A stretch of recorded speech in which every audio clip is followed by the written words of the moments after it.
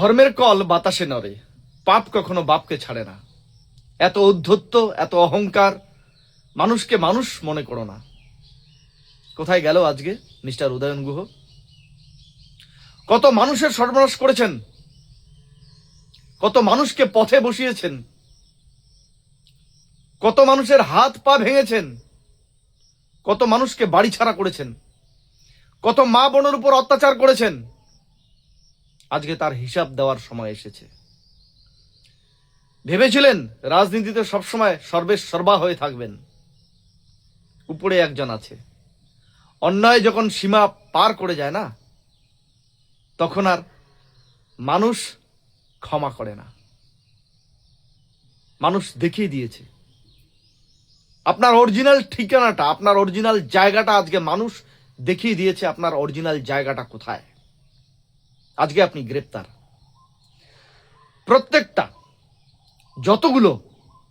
যতগুলো আপনি অন্যায় কাজ করেছেন, প্রত্যেকটার হিসাব হবে। আপনাকে গোষ্ঠী শুদ্ধ জেল খাটতে হবে। আমি ধন্যবাদ জানাই পুলিশ প্রশাসন এবং সর্বোপরি আমাদের রাজ্যের মুখ্যমন্ত্রী সম্মানীয় শুভেন্দু অধিকারী মহাশয়কে। শুভেন্দু অধিকারী মহাশয়ের উপর যে হামলাটা হয়েছিল, তার সম্পূর্ণ দায় এই উদয়ন গুহর। আমার উপর কি অকথ্য অত্যাচার করা হয়েছিল। গান বাধার কারণে আমাকে ল্যাম্পপোস্টে বেঁধে পিটানোর নিদান দেওয়া হয়েছিল। আমাকে যেখানে পাবে সেখানে মারার নিদান দিয়েছিলেন।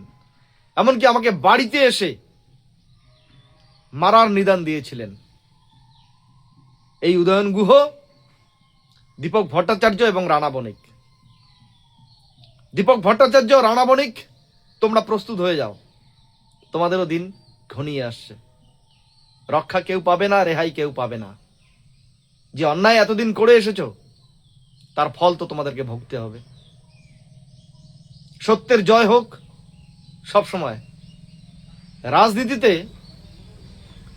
এত উচ্ছৃঙ্খল, এত অরাজকতা, এত অপসংস্কৃতি আজকে বুঝতে পারছেন, সামনের দিনে আরো বুঝবেন। মানুষ যখন খেপে যায়, তখন রাজনৈতিক নেতারা যে কিছুই নয়, সেটা প্রত্যেকটা রাজনৈতিক নেতাকে মনে রাখা দরকার। আজকে ভালো আছেন বলে কালকে আপনার সেম একই দিন যাবে তা নয়। সময় বদলায়, প্রত্যেকেরই সময় আসে।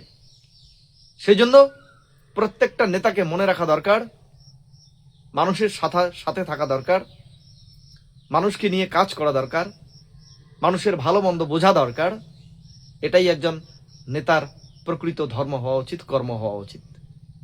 যে নেতার পেছনে মানুষ থাকে না, সেই নেতার কোনো মূল্য নেই। নমস্কার, ভালো থাকবেন সকলে। পাপের ফল পাপীরা ভোগ করবে, এটাই স্বাভাবিক।